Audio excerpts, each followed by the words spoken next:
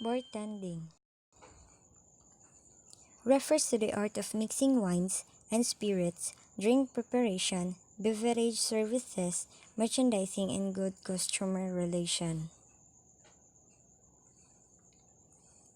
Cocktail is a mixed drink made up of a base liquor or wine, modifying ingredients, flavoring, and coloring ingredients. Mixology is the art of following a recipe or formula to produce a standard and consistent drink according to specification.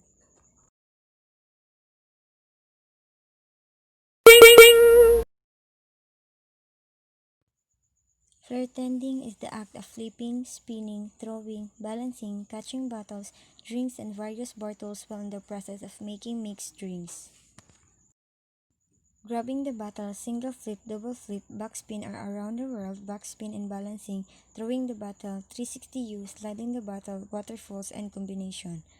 Mocktail is the collection of mixed drinks which contains no alcohol. Modifier refers to the liquors and non-alcoholic beverages added to the main ingredients when mixing drinks.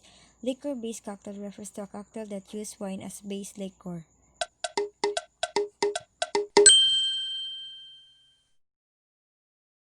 In 1776, Betsy Flanagan invented the American cocktail. It was in her bar, Hall's Carnets in Elmsford, New York. The Bloody Mary, created by Ferdinand Pichot, a bartender at Harry's Bar in Paris in the 1920s, was named after Queen Mary I of England.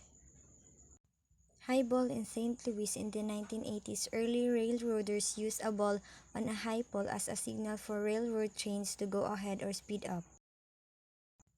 Mai Tai, this world-famous drink created in 1944 by Trader Vic, is translated from Polynesian to meet the best out of this world. Frappe is a French term for a drink that is super chilled by the addition of crushed ice or shaved ice over which liquors are then poured. Irish coffee, like many other drinks whose origins were clouded in mystery. Irish coffee, according to some, was introduced by Joey Sheridan in 1938 to airline passengers who braved cold planes and bumpy flights.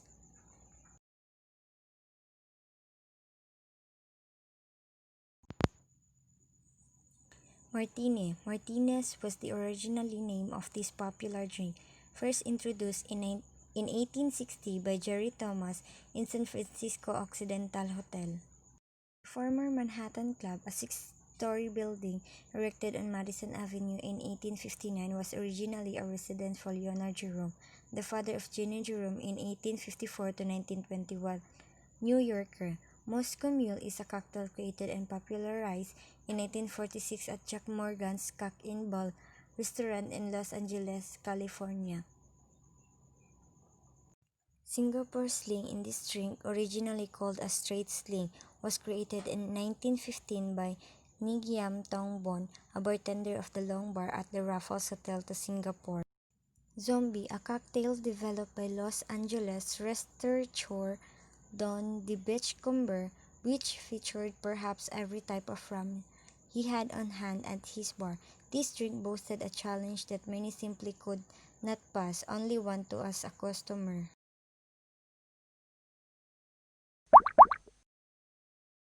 Bar tools and equipment.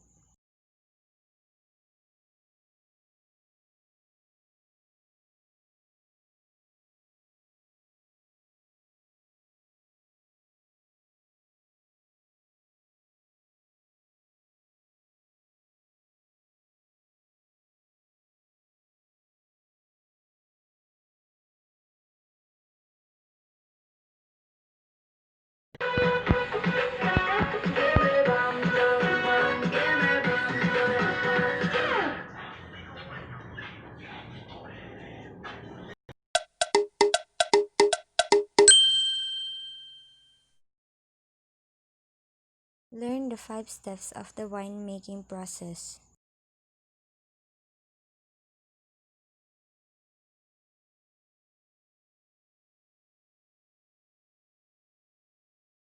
Harvest, crushing and pressing, fermentation, clarification, aging, and bottling.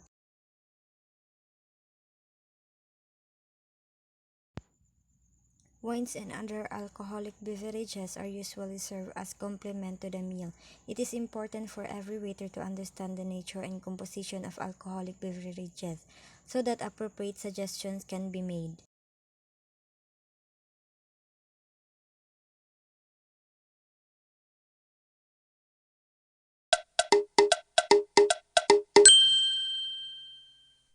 Classification of alcoholic beverages.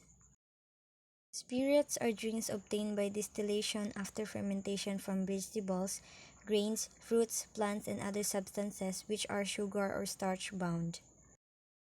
Liqueur, an infusion of fruit, sugar, syrup, or other flavor to brandy or other spirits. This gives the drink its characteristic taste.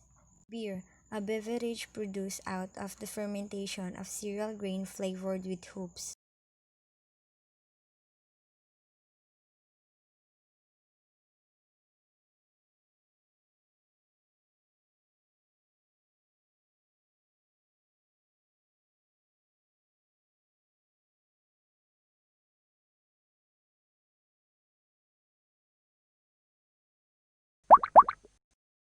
Methods of mixing.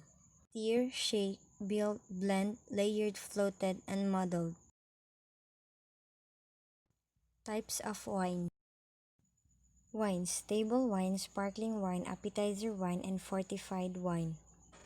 Still or natural wines, referred to as table wines, they come in three colors, red, white, and rose. Aromatic wines, made the same ways as the natural wines, but during fermentation, aromatics are added. Fortified wines, these are called fortified wines because the wines are made stronger or fortified by adding sugar in order to increase their sugar content, as in the case of port wine. Sparkling wines, these are considered the king of all beverages. The most popular ones are champagnes. They are made sparkling through a second fermentation inside the bottle. Wine is a naturally fermented juice of fresh ripe grapes. Wine is usually fermented from grapes, and if the source is not from grapes, the fruit from which it is fermented must be specified, either cassoy wine or coconut wine. Uses of wine as a complement to a meal to enhance the flavor of cooked foods to highlight a celebration. Some serve as medicine, ideal for cold weather as it heats up the body temperature. Modifying ingredients, liqueurs, syrups, non-alcoholic beverages. Flavoring ingredients, herbs, spices. Coloring ingredients, liqueurs and ice, tube, cube, crack, and crush. Garnish, edible and non-edible.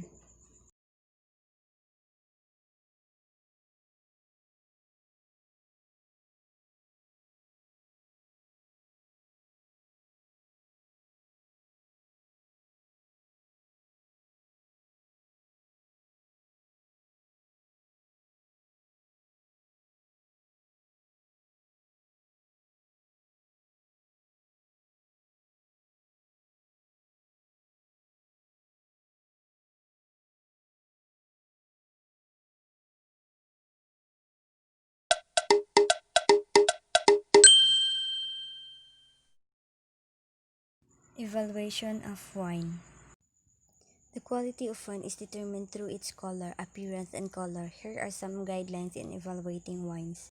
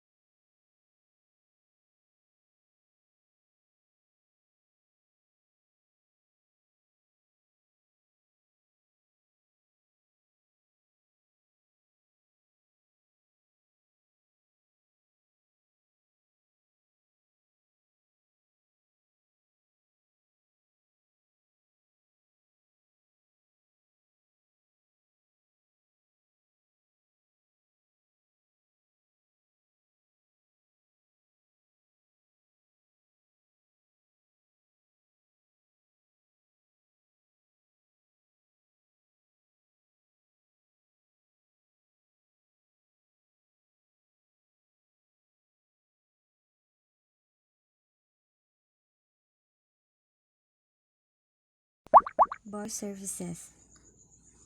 It should be executed in accordance with prescribed standards and with graciousness to ensure customer satisfaction. For faster and more efficient bar service, Miscellaneous requirements, bar stocks, tools and equipment, etc. must be ready for the start of operations.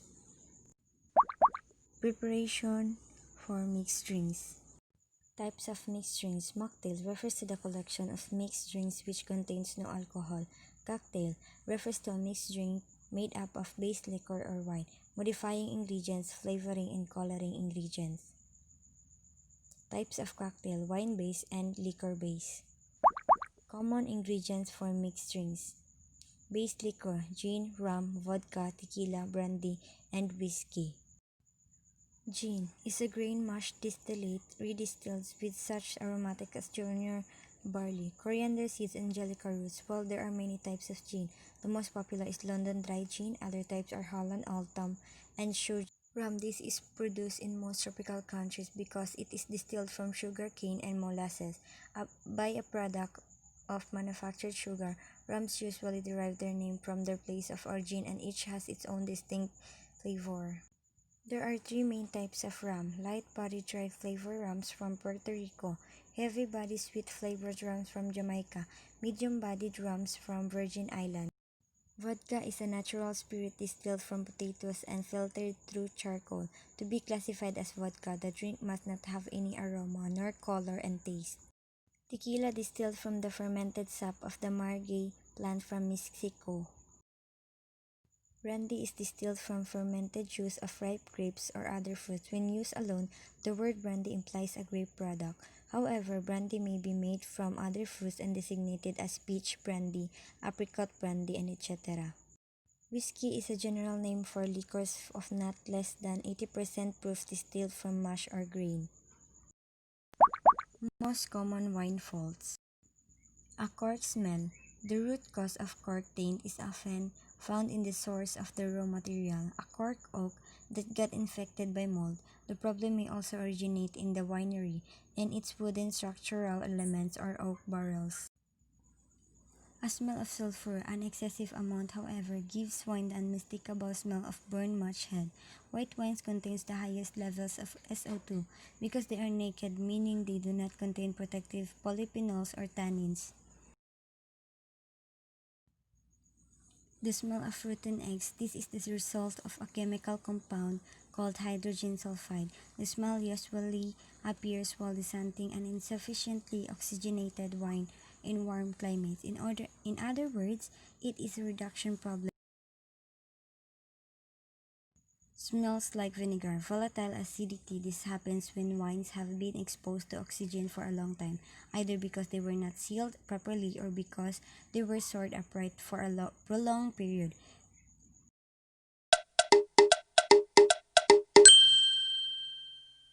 Basic rules and tips on mixing drinks. Follow the recipe carefully. Measure the ingredients. Always use the best ingredients. Always use fresh, clean ice. Cheapest first, dearest last. Glassware should sparkle. Serve mixed drinks in chilled glass. Observe sanitation. Serve with proper garnish. How to open a wine bottle of wine and how to present and pour a wine. You should always bring wine with the proper temperature to the guest. If a bottle of wine is in bucket with ice, which is partly covered with a serviette, at first you should dispose bucket on the auxiliary table.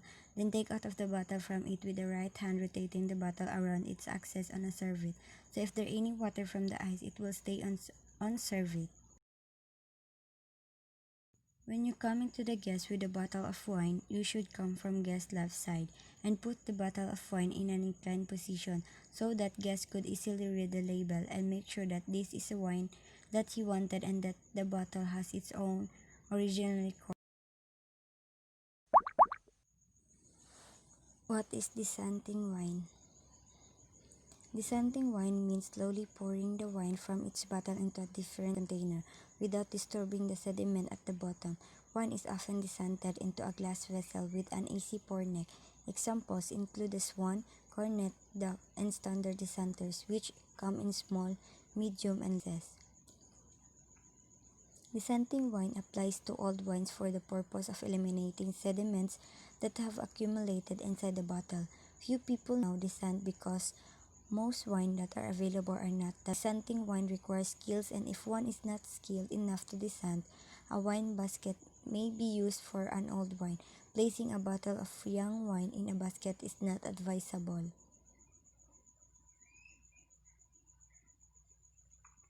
Decanting is first and foremost about separating wine from the sediments that settled at the bottom of the bottle.